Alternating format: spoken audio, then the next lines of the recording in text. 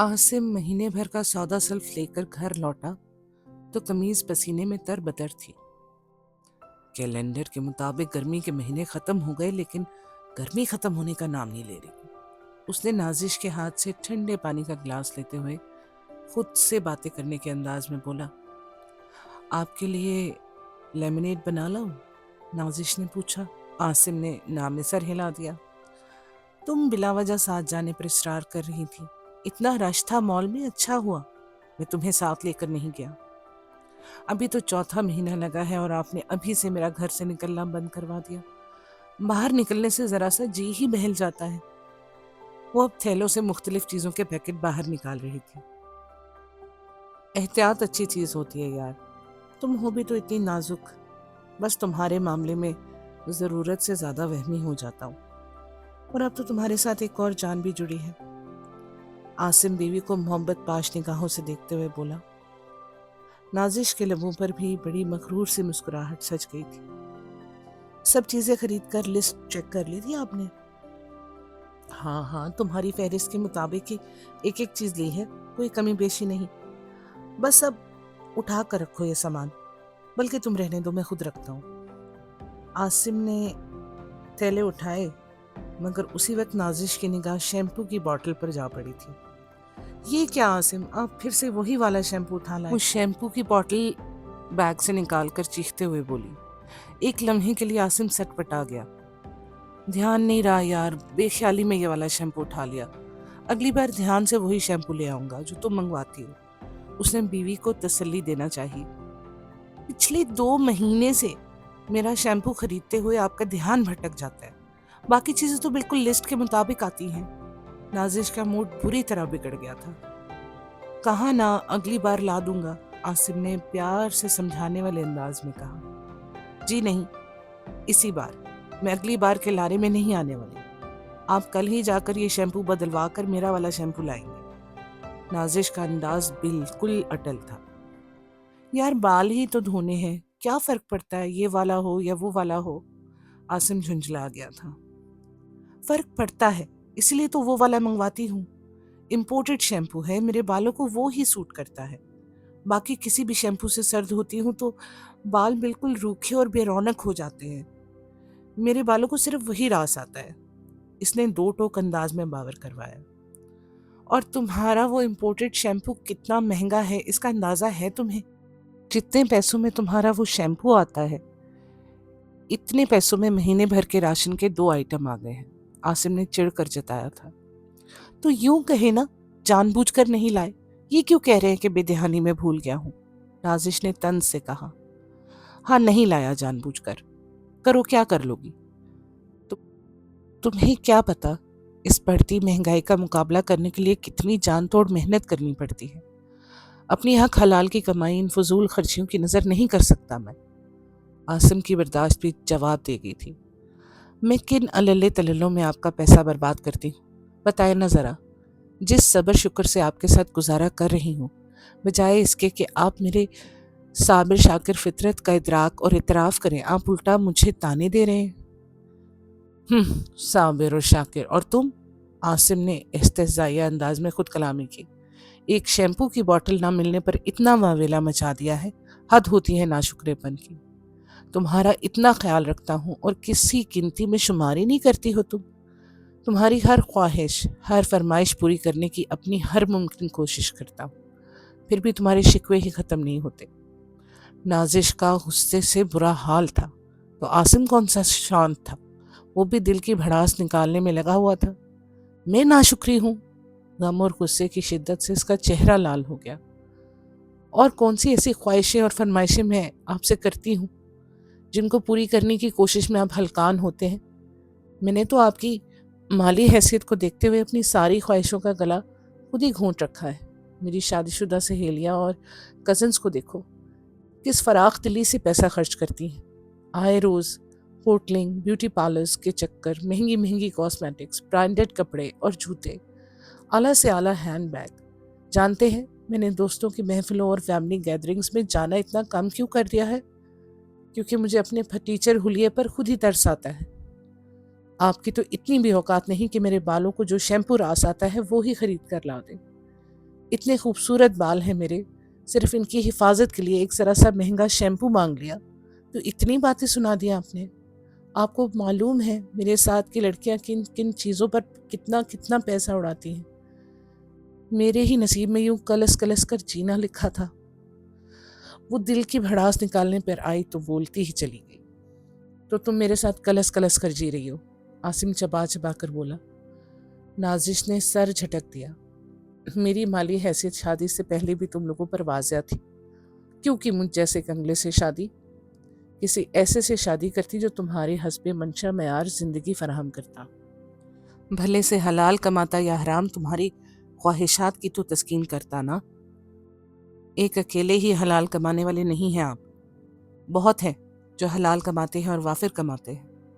بس میرے ہی نصیب پھوٹے تھے، اچھے بھلے 2 رشتے آئے تھے، جانے امی ابو نے آپ میں کیا دیکھا۔ نازش اب واقعی حد سے بڑھ رہی تھی۔ زیادہ زبان مت چلاؤ، کہیں میرے منہ سے کچھ الٹا سیدھا نکل نہ جائے۔ عاصم غصے سے بولا۔ کیا الٹا سیدھا دھمکا رہے ہیں؟ آپ مردوں کے پاس طلاق دینے کے سوا دھمکی ہی کیا ہے؟ دینی ہے تو دے کر شوق پورا کر لیں۔ آج نازش کا غصہ بھی اپنے پورے عروج پہ تھا۔ بند کرو بکواس۔ عاصم کا ہاتھ گھوما تھا اور زناٹے دار تھپڑ اس کے چہرے پر رسید کر دیا۔ تھپڑ کی تکلیف سے زیادہ بے یقینی تھی جس نے نازش کو اپنے حصار میں لے لیا تھا۔ وہ گال پر ہاتھ رکھ کر پتھرائی ہوئی نگاہوں سے عاصم کو تکنے لگی۔ عاصم کرسی کو ٹھوکر مارتا کمرے سے باہر نکل گیا تھا۔ نازش نے بھی پاگل ہوتے ہوئے سامان کے تھیلے فرش پر پھینکے، پھر چارجنگ پر لگا موبائل کھینچ کر اتارا۔ گھر کا نمبر ملایا تو فون اس کی چھوٹی بہن مہوش نے اٹھایا۔ خرم یا جنید میں سے کوئی گھر پر ہے کیا؟ اس نے چھوٹتے ہی کہا۔ جی آپی، خرم ابھی کالج سے لوٹا ہے، خیریت؟ مہوش اس کے انداز پر پریشان ہوئی تھی۔ اسے فوراً میرے پاس بھیجو، میں نے گھر آنا ہے۔ وہ اپنی گھٹی گھٹی چیخوں کا گلا گھونٹتے ہوئے بولی۔ آپی سب خیریت ہے نا؟ امی ذرا بازار گئی ہیں، وہ آتی ہیں تو میں آپ کی ان سے بات کرواتی ہوں۔ مہوش نے اسے مخاطب کیا۔ میری بات سمجھ میں نہیں آئی کیا؟ خرم کو فوراً بھیجو ورنہ میرا مرا منہ دیکھو گے، وہ چیخ کر بولی تھی۔ اچھا آپی، میں بھیجتی ہوں خرم کو۔ مہوش بیچاری بری طرح بوکھلا گئی تھی۔ آدھے گھنٹے کے اندر خرم پہنچ گیا تھا۔ وہ 2 جوڑے بیگ میں ڈال کر اس کے ساتھ چل پڑی۔ عاصم گھر میں نہ تھا۔ جھگڑے کے فوراً بعد وہ بھی گھر سے نکل گیا تھا۔ نازش نے نہ اس کے انتظار کی زحمت کی، نہ گھر کو لاک کرنے کی۔ 25 منٹ میں وہ اپنے ماں کے سینے سے چمٹی بری طرح بلک رہی تھی۔ کیوں پریشان کر رہی ہے نازش؟ بتا تو صحیح، ہوا کیا؟ رافعہ اس کے بکھرے بال سمیٹتے ہوئے بولی۔ اس کا یوں رونے پر ان کا دل ہول رہا تھا۔ کیا عاصم بھائی سے جھگڑا ہو گیا آپی؟ مہوش نے پریشانی کے عالم میں دریافت کیا۔ وہ روتی ہی رہی۔ عاصم تو بڑا بھلا مانس بچہ ہے، اس کی فطرت میں تو جھگڑالو پن ہے ہی نہیں۔ بتا تو صحیح نازش، آخر ہوا کیا ہے؟ رافعہ اس کی خاموشی سے عاجز آ گئی تھی۔ آپ کے اس بھلے مانس داماد نے ہاتھ اٹھایا ہے مجھ پر، وہ روتے روتے بھی تڑخ کر بولی تھی۔ رافعہ سن کر ساکت رہ گئی۔ نہ صرف ہاتھ اٹھایا بلکہ طلاق کی دھمکی تک دے دی۔ اس نے ماں کی معلومات میں مزید اضافہ کیا۔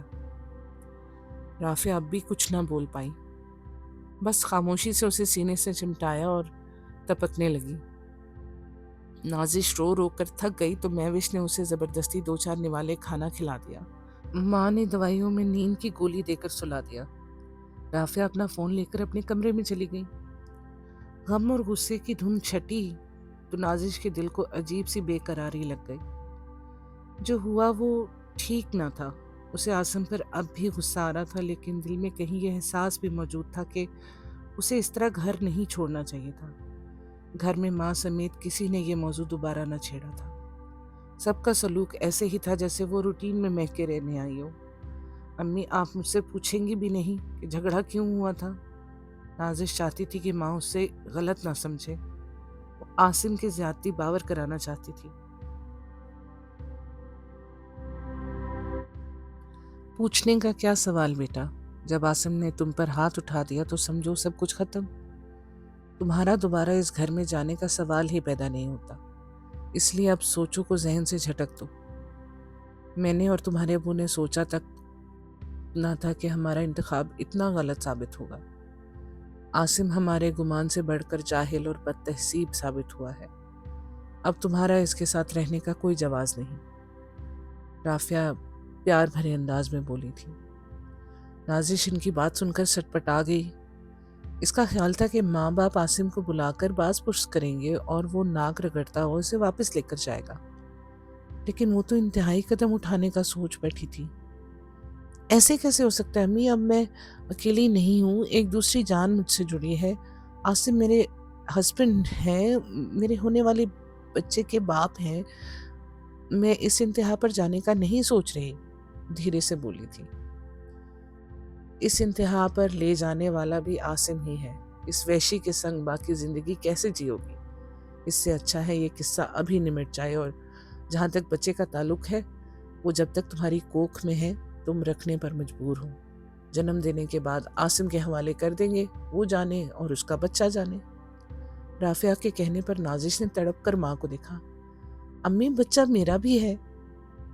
اسے ماں سے اس سنگ دلی کی امید نہیں تھی۔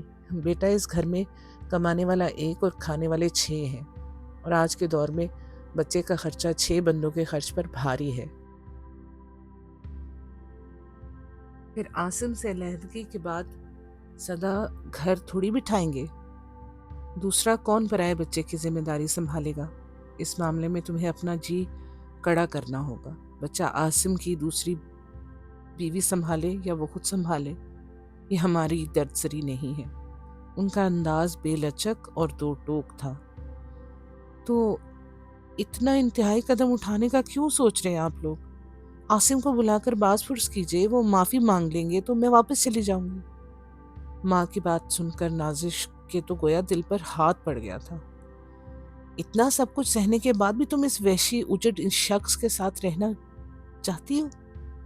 میری بچی ابھی تمہارے ماں باپ زندہ ہے۔ ہم عاصم کے پاس تمہیں دوبارہ بیچنے کا رسک نہیں لے سکتے۔ کس بے دردی سے اس نے تمہیں پیٹا ہے؟ دنیا ختم نہیں ہوتی ایک شخص پر۔ اللہ نے چاہا تو کوئی بہتر نعم البدل عطا کرے گا۔ امی، عاصم اتنے بھی برے نہیں جتنا آپ لوگ سوچ رہے ہیں۔ میرا ہر ممکن خیال رکھتے ہیں، پیار کرتے ہیں مجھ سے۔ اپنے بچے کو لے کر ہم دونوں نے کتنے خواب دیکھے ہیں۔ اب جانے کیسی باتیں کر رہی ہیں؟ ماں کی باتیں سن کر نازش کی صحیح معنوں میں سٹی گم ہو گئی تھی۔ میری باتیں غلط نہیں، جو غلطی ہم کر بیٹھے ہیں اب اسے سدھارنے کا وقت ہے۔ رافعہ نے دو ٹوک انداز میں بیٹی کو باور کروایا۔ آنے والے چند دن نازش کے لیے مزید پریشان کن ثابت ہوئے۔ ماں باپ کی آپس کی گفتگو سن کر اندازہ ہو گیا تھا کہ وہ اب کسی وکیل سے رابطہ کرنے والے ہیں۔ صورتحال جس نہج پر پہنچ گئی تھی کہ اس نے خواب میں بھی نہ سوچا تھا۔ غلطی شاید اسی کی تھی۔ اگر وہ اس روز عاصم سے جھگڑتے وقت اپنی زبان پر قابو رکھتی تو جھگڑا اتنا طول ہی نہ کھنچتا۔ غصے کو اسی لیے حرام قرار دیا گیا ہے۔ وہ غصے میں اول فول بولتی رہی۔ تیش میں آ کر عاصم نے بھی ہاتھ اٹھا دیا۔ بلا شبہ یہ عاصم کی زیادتی تھی، لیکن محض ایک جھگڑے کی بنیاد پر وہ اپنا گھر برباد کرنے کا سوچ بھی نہیں سکتی تھی۔ لیکن یہ بات اس کے ماں باپ کی سمجھ میں نہیں آ رہی تھی۔ اوپر سے گھر کے حالات ہر گھڑی شرمندگی سے دو چار کرا رہے تھے۔ ابا کی قلیل آمدنی میں اب اسے بڑھتی مہنگائی کا مقابلہ نہ کر پا رہی تھی۔ گھر میں ہر گھڑی خرچہ کنٹرول کرنے کی باتیں ہوتی تھی۔ مہوش، خرم، جنید تینوں ماں باپ کی کفایت شاری پر خوب منہ بسورتے اور جواب میں طویل لیکچر سنتے۔ امی، آپ کو دودھ کے ساتھ دوا دینی ہوتی ہے، اور یہ خرم کا بچہ آج بھی دودھ پتی بنا کر پی گیا۔ آپ ہی کے لیے دودھ بچا ہی نہیں، مہوش نے ماں سے بھائی کی شکایت کی۔ توبہ ہے مہوش، 1 کلو دودھ میں تم آدھا کلو پانی ڈال کر ابالتی ہو۔ کچھ پانی پہلے سے گوالے نے ڈالا ہوتا ہے۔ اب میں چائے بناتے ہوئے اس میں مزید پانی ڈالوں، اور ویسے بھی میں بیچارہ دن میں صرف 1 بار چائے پیتا ہوں۔ تمہیں وہ بھی کھٹکتی ہے؟ خرم نے بہن کو گھورتے ہوئے جواب دیا۔ اچھا بحث مت کرو، رافعہ نے دونوں کو ٹوکا۔ مہوش بیٹا، کل سے میری چائے مت بنانا، ویسے بھی رات کو چائے پی لوں تو نیند دیر سے آتی ہے۔ سب سے پہلے نازش کو دودھ دیا کرو۔ کتنی اچھی صحت تھی اس کی جب یہ وہاں سے آئی تھی، اب اتنی کمزور ہو گئی ہے۔ ٹھیک تو ہوں امی، नाजिश शर्मिंदा सी उन्हें देख कर रह गई। उसे अपना आप घर वालों पर बोझ सा लगने लगा था। हालांकि कोई कुछ कहता थोड़ी था, लेकिन वो खुद ही दिलो दिल में शर्मिंदा होती रहती। इस रोज़ वो नहाने के लिए वॉशरूम गई तो याद आया कि शैम्पू की बोतल तो 3 दिन से खाली पड़ी है। कल भी इसने पानी डालकर बोतल हिलाई तो बोतल से झाग वाला पानी तक न निकला था। अम्मी, शैम्पू ख़त्म हो गया है, वो वॉशरूम से बाहर निकलते हुए बोली। महविश बेटा, वो किचन कैबिनेट में है, शैम्पू का साशे निकाल कर बहन को ला दो। महविश ने चंद लम्हों बाद ही शैम्पू का एक साशे उसके हाथ में ला थमाया। नाजिश ने मुट्ठी में दबे छोटे से साशे को देखा, फिर चुपचाप वॉशरूम में चली गई। अगले दिन उसने खामोशी से अपना बैग तैयार कर लिया। पूरम कॉलेज से लौटा तो वो अपना बैग लेकर कमरे से निकली। अम्मी, मैं घर वापस जा रही हूँ, पूरम मुझे छोड़ आएगा। ऐसे कैसे वापस जा रही हो तुम? तुम्हारे अब्बू ने वकील भी कर लिया। राफिया ने जरा खफकी से उससे मुखातिब किया। किसी वकील की जरूरत नहीं अम्मी। आसिम इतने भी बुरे नहीं है कि मैं उनसे अलहदगी का सोचूं। ज्यादती उनकी थी तो कुछ गलती मेरी भी थी, और मुझे अपनी गलती का एहसास हो गया है, और मैं अपने घर वापस जाना चाहती हूँ। और प्लीज़ अब मुझे मत रोकिए। इसका अंदाज अटल था। ठीक है, मैं तुम्हें नहीं रोक रही, लेकिन आइंदा अपने घर की दहलीज से कदम बाहर निकालने से पहले खूब सोच समझ लेना। घर छोड़ना और वापस पलटना मजाक नहीं होता। हम ये जहनी अजियत बार बार बर्दाश्त नहीं कर पाएंगे। इसीलिए तो इस बार ही मामला आर पार करना चाह रहे थे। आइंदा कोई उम्मीद आस लेकर यहाँ का रुख मत करना। राफिया ने उसे बावर करवा दिया। आइंदा ऐसी नौबत ही नहीं आएगी अम्मी। चलो खुरम, कहीं और देर ना हो जाए। वो माँ को अल्लाह हाफिज कहती भाई के साथ घर की दहलीज पार कर गई। राफिया ज़ेरे लब मुस्कुराई थी। सुबह आसिम का फ़ोन आया तो उन्होंने उसे खुशखबरी सुना दी थी कि अनकरीब इसकी बीवी घर लौटने वाली है। आसिम अपने ज़ीरक और मामला फहम सास का तहे दिल से मशकूर था। जिस रोज़ नाजिश घर छोड़ कर आई थी, राफिया ने दामाद से उसी दिन राब्ता कर लिया था। आसिम ने इंतहाई शर्मिंदगी के साथ उन्हें सारे माजरे से आगाह कर दिया था। वो नाजिश पर हाथ उठाने की वजह से बहुत पशेमान था। आसिम बेटा, तुमने मुझे वाकई मायूस किया। आसिम बेटा, तुमने मुझे वाकई मायूस किया। मियाँ बीवी के झगड़े में अगर एक फरीक होश का दामन खोता है तो दूसरे को तहम्मुल और बर्दाश्त से काम लेना चाहिए। नाजिश कामक्ल और नादान है, लेकिन मुझे तुमसे इस हिमाकत की तवक्को नहीं थी। मर्द जब एक बार बीवी पर हाथ उठा देता है तो वो बीवी की निगाह में हमेशा के लिए अपना मान और एतबार खो देता है। अगर तुम नाजिश की बदजुबानी के जवाब में उस वक़्त खामोश हो जाते और बाद में उसे प्यार से समझाते तो यकीनन वो तुम्हारी बात समझ जाती, अपनी बदजुबानी पर परेशान भी होती और पशेमान भी होती। लेकिन तुमने तैश में आकर मामला मज़ीद बिगाड़ दिया।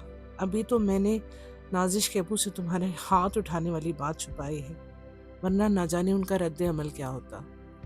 उन्होंने आसिम को भी अनहोनी का डरावा देना ज़रूरी समझा। वो बार बार माजरत कर रहा था। उसी दिन नाजिश को वापस लेने आना चाह रहा था, लेकिन राफिया जानती थी कि कुछ सबक बेटी को मिलना भी ज़रूरी है। उन्होंने आसिम को आने से रोक दिया, और आज जब वो घर को लौटी तो राफिया ने सुकून और इत्मीनान का सांस लिया। उम्मीद थी दोनों जान गए होंगे कि गुस्से को हराम क्यों कहा गया है, और आइंदा नाजिश अपनी ज़ुबान और आसिम अपने हाथ पर काबू रखेगा। दिल की गहराइयों से बेटी को अपने घर में शादो आबाद रहने की दुआ देती। अम्मी, शैम्पू के साशे भी ख़त्म हैं। जुनेद जाने कहाँ चला गया है। मैंने एकेडमी जाना है, उसे फ़ोन करे कि आते हुए शैम्पू लेते आए। इसी लम्हे महविश झुंझलाए हुए अंदाज में अंदर आई। राफिया खामोशी से उठी और अपने कपड़ों की अलमारी में से सबसे ऊपर वाले खाने से शैम्पू की न्यू बॉटल निकालकर बेटी को पकड़ाई। हैं, शैम्पू आया हुआ था?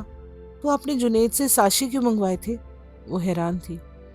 राफिया होले से मुस्कुराई। जाओ, देर ना करो, नहा लो। उन्होंने बेटी के सवाल का जवाब देना ज़रूरी नहीं समझा। महविश नासमझी से कंधे उचकाती वॉशरूम की तरफ बढ़ गई। वो महविश को क्या बताती कि जब नादान ब्याही बेटियां महज एक शैम्पू की बोतल को बुनियाद बनाकर अपनी घर गृहस्थी को दांव पर लगा दें तो मायके में शैम्पू की बोतल छुपाना क्यों ज़रूरी होती है। انہیں یقین تھا کہ یہ چند دن جو نازش مائکے میں گزار کر گئی ہے آئندہ اس کی کسی بھی نادانی کی راہ میں ضرور رکاوٹ بنیں گے۔ اطمینان بھری لمبی سانس بھرتے ہوئے وہ اپنے رب کے حضور سجدہ ریز ہونے چل دی۔ بہت پیاری کہانی تھی۔ کوئی ایک بہت غصے میں ہو تو کوئی دوسرا خاموش ہو جائے تو بات لمبی نہیں کھنچتی، دل میلے نہیں ہوتے، اور پھر جب وقت گزر جائے، غصہ ٹھنڈا ہو جائے تو دونوں مل کر اپنے مسئلے سلجھا لیں۔ یہ صرف ہسبینڈ وائف کے لیے نہیں ہے، ان سب کے لیے ہے جو آپس میں جھگڑا کر بیٹھتے ہیں۔ اپنا خیال رکھیں۔ اگر آپ کو میری سٹوری پسند آئی تو لائک کیجیے گا، میرے چینل کو سبسکرائب کریں، اور میں ملوں گی آپ سے پھر کسی اور کہانی کے ساتھ۔ Bye bye.